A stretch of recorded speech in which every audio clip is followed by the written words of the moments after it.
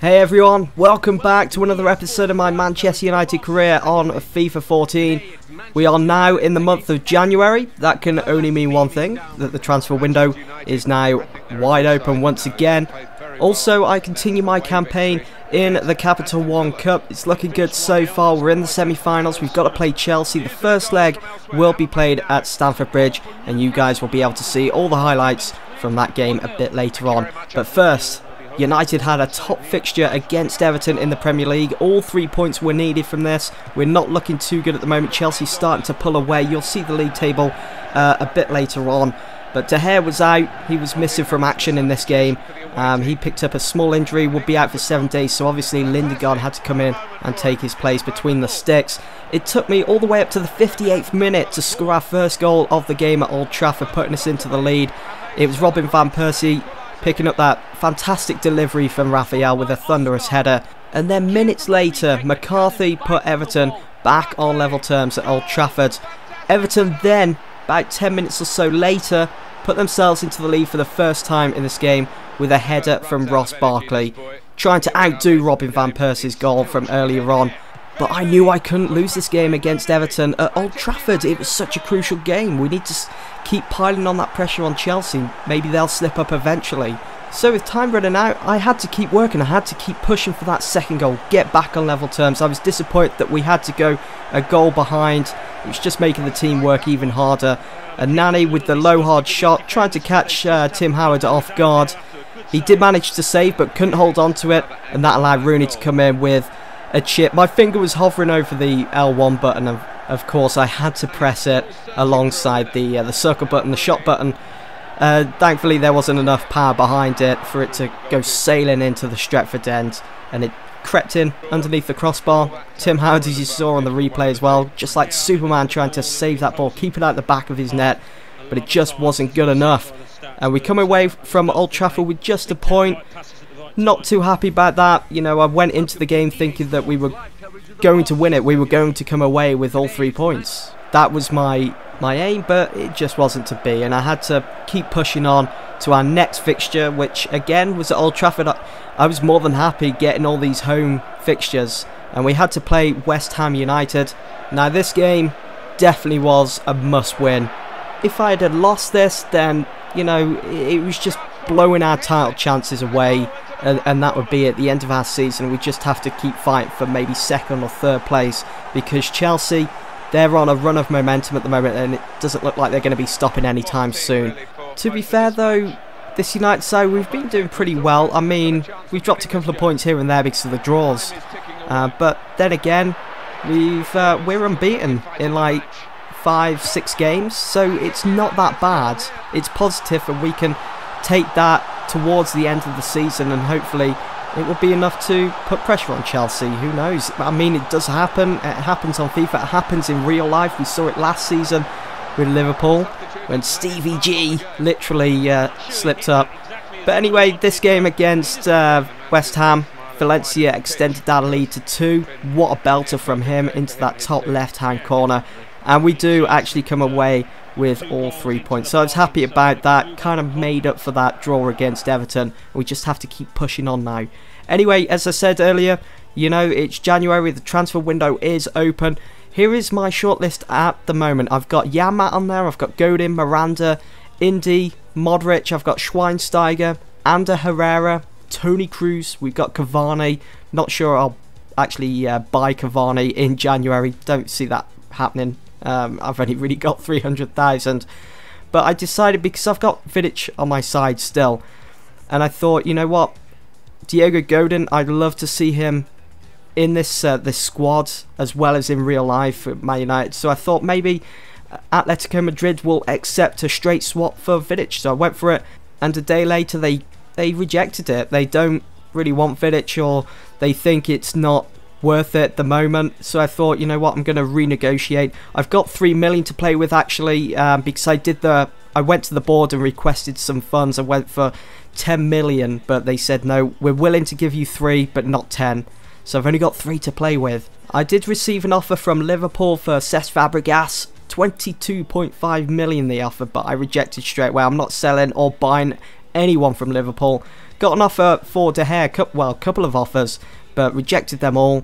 Don't want to be seeing De Gea leaving Old Trafford anytime soon. He is my #1 goalkeeper as it stands.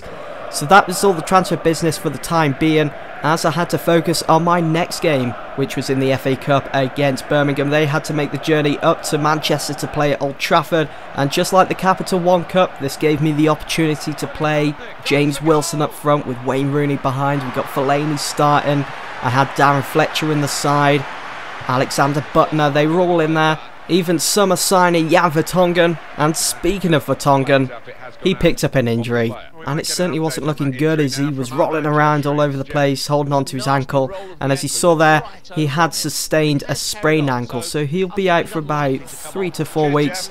You know, on the positive side, at least he's not going to be out for a couple of months. So on came Vidic then to hold that back line for Manchester United, keep it all together, keep the shape of the team.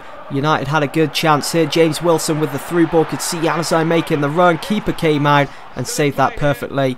Have a look at this as well, guys. This was probably my favourite moment of the game.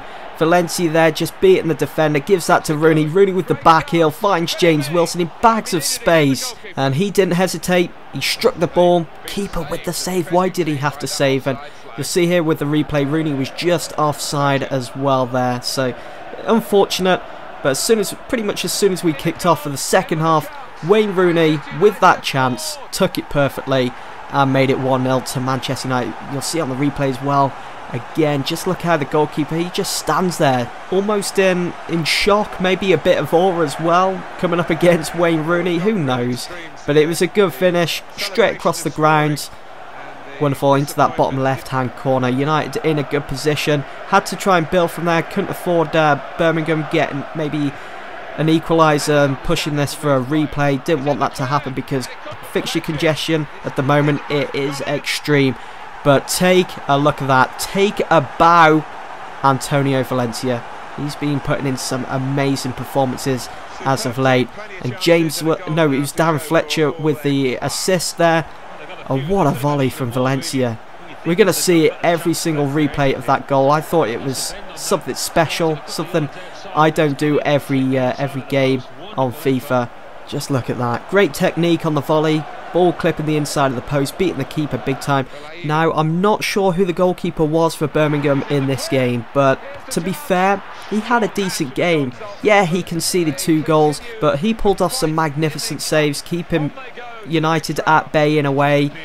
You know, the game could have ended something like 4 or 5-0, the amount of chances that we did have on goal, and he stopped us from doing that. So fair play to him. Better luck next time for Birmingham City. We are through to the next round, and as you saw there as well, Jan Vertonghen is going to be out for 4 weeks. That's a whole month, but at least he will be back for February. February is the time where fixture congestion is to the extreme. You've never seen anything like it. I'll show you guys probably in the next video or the video after that.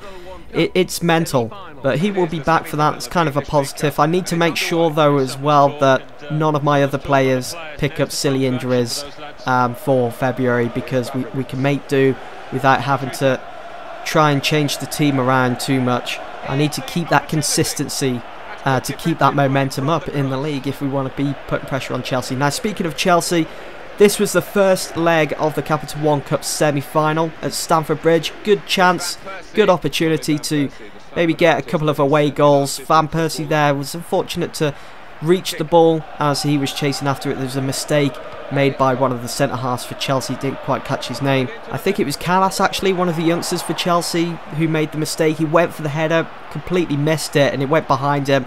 He's just fortunate that Van Persie wasn't a few inches ahead of him to pick up that loose ball. But this was an interesting game. It was very difficult, and I can see why they find themselves top of the league at the moment with a bit of an advantage. I think there's something like 6 points, 9 points top, something like that. A Matic for Chelsea, totally unchallenged. I was hesitating with Hummels. I didn't want to go in with a slide tackle. I did in the end. I didn't want to give away a silly penalty because I thought I might be able to stop this from going in or being effective. But it just wasn't to be, and Chelsea 1-0 up. Wasn't a good start to the game, and that was just before half time. Now in the second half, as soon as we kicked off for the second half, they made it 2-0. So disappointing, so frustrating. I could have done a lot better in this game. Look at Van Persie there, how he picked out Rooney, and Rooney on that like Di Canio volley. It was such a fantastic opportunity to get back in this game, get that away goal, but Mark Schwarzer with the save. Surely he could have let that one in just because it was going to be a great goal and it would have been good to have seen on the highlight reel over and over again, but it just wasn't to be, and Chelsea finished the game off and pretty much destroyed our hopes of heading to Wembley for the Capital One Cup final as Oscar made it 3-0. That was the final score. We've got a lot of work to do in that second leg at Old Trafford. Whether we can overturn the deficit of 3 goals, it's going to be difficult, and you guys will find out very soon if we can. Anyway, that's the end of this episode. Hope you've all enjoyed, and I'll see you all very soon for the next one. Thanks for watching.